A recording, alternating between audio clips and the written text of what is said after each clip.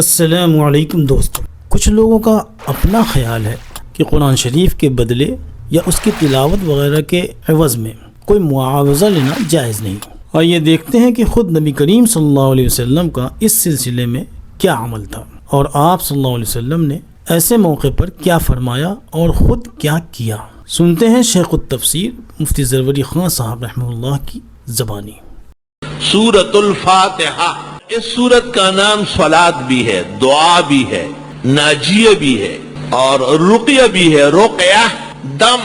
ابو سعید خدری بما اصحاب کے کئی مہمان تھے، ٹھہرے ہوئے تھے راستے میں، آس پاس قبیلہ تھا، ان سے کہا مہمان ہے کچھ کھانا دے دو، کہا جا اپنا کام کرو، ہم کوئی اتنے بڑے قبیلے کو کون کھانا دے۔ اس زمانے میں دستور تھا آبادی کے قریب جب لوگ رہتے تو آبادی والے کھانا لاتے۔ اتنے میں ان کے کسی امیر کو، ذمہ دار آدمی کو سانپ نے ڈسا۔ فعالجوا له كل شيء فمنتفع، بخاری میں ہے، ہر طرح دوا درمل کیا، کوئی فائدہ نہیں ہوا۔ کسی نے کہا یہ سفید پوش آئے ہوئے حضرت محمد کے صحابہ، یہ ان سے دم کرا دو۔ وہ لوگ آئے، انہوں نے کہا کہ آپ کے پاس کوئی دم والا ہے؟ سانپ کٹ گیا۔ بالکل، کتنا اعتماد ہے دیکھو۔ کہا کیسے دم کرو گے؟ کہا میں دم کروں گا اور آپ کے آدمی کو فائدہ ہوگا، لیکن مجھے اتنی بکریاں دو گے۔ فصالہ، بخاری میں ہے، علی قطیع الغنم، کہ ایک ریوڑ بیڑ بکریوں کا دیں گے۔ 3 دن تک حضرت ابو سعید جاتے رہے صبح و شام اور اس کو دم کرتے رہے، بالکل فبرأ، بخاری میں بالکل ٹھیک ہو گیا۔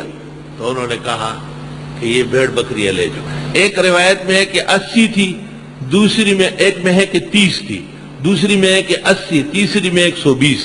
تو اعلیٰ درجے کی بکریاں دودھ دینے والی زبردست قسم کی وہ تو 30 تھی، اور ہونا بھی چاہیے 30، کیونکہ قرآن کے سپارے بھی 30 ہیں۔ اور اگر اور بڑے بچے بھی ساتھ میں لا لے تو 80 ہو جائے گی، اور ہر بکری کے ساتھ 2 اور 3 چھوٹے بچے شیرخوار وہ بھی جمع کر لے تو 120 ہو جائے گی۔ جب حضرت ابو سعید بکریوں کا ریوڑ لے آیا تو صحابہ نے کہا اخذت علی کتاب اللہ اجرا، قرآن شریف پڑھ کر کے پیسے لے لیے۔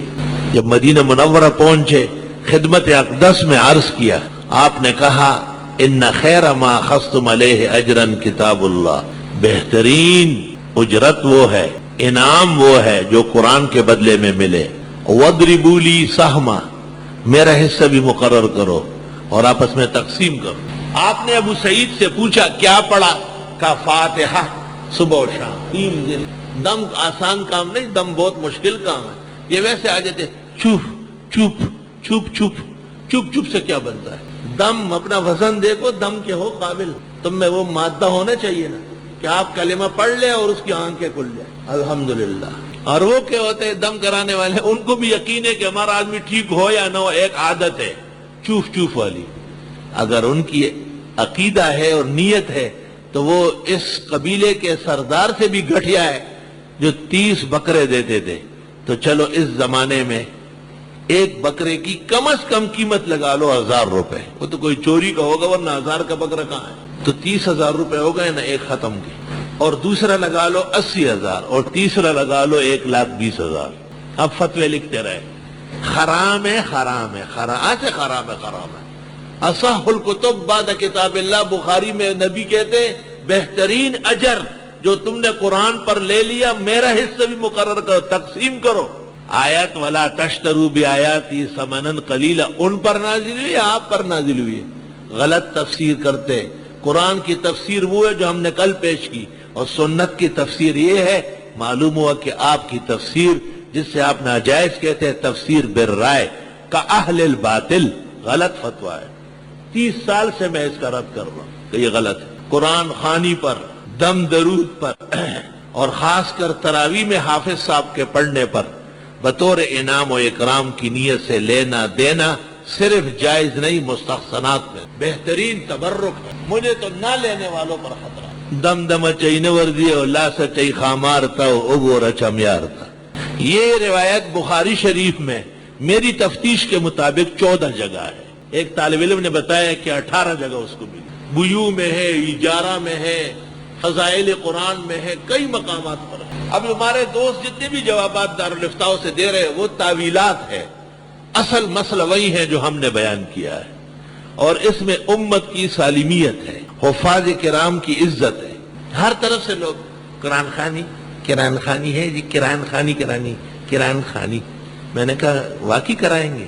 او طالب علم سے بات کرو، طالب علم کو سمجھا دیا۔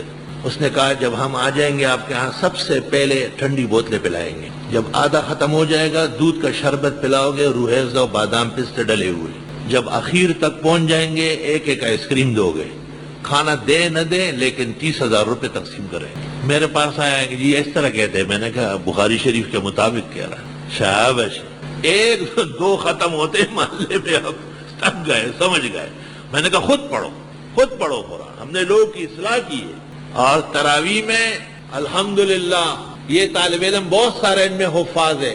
کراچی شہر میں ایمان نہیں ہے کہ ان کو مسجد دے، یہ کمروں میں کھڑے ہوں گے، برانڈوں میں کھڑے ہوں گے، قرآن مجید پڑھیں گے، اور اخیر میں ان کو بھی انعام و اکرام ملے بعض مخلصین کی طرف سے۔ مسافرین ہیں، ان کا حق بنتا ہے۔ المعروف کالمشروط، یہ کون سی صورت کی آیت ہے؟ یہ تو منطقی دوڑا ہے۔ المعروف کالمشروط، معروف تو مسلمان کا اللہ کے لیے پڑھنا ہے، اور مسلمانوں کا حافظ صاحب کی اللہ کے لیے عزت کرنی ہے، یہ معروف ہے۔ ظن المومنین خیر، مسلمان کے بارے میں اچھا گمان کیا گیا۔ آپ نے الٹا منکر کو معروف کہا، المعروف کالمشروط۔ یہ کیا ہے؟ دوڑا بازی۔ آیات و حدیث کے سامنے اس کی کوئی حقیقت نہیں۔ وما علینا الا البلاغ۔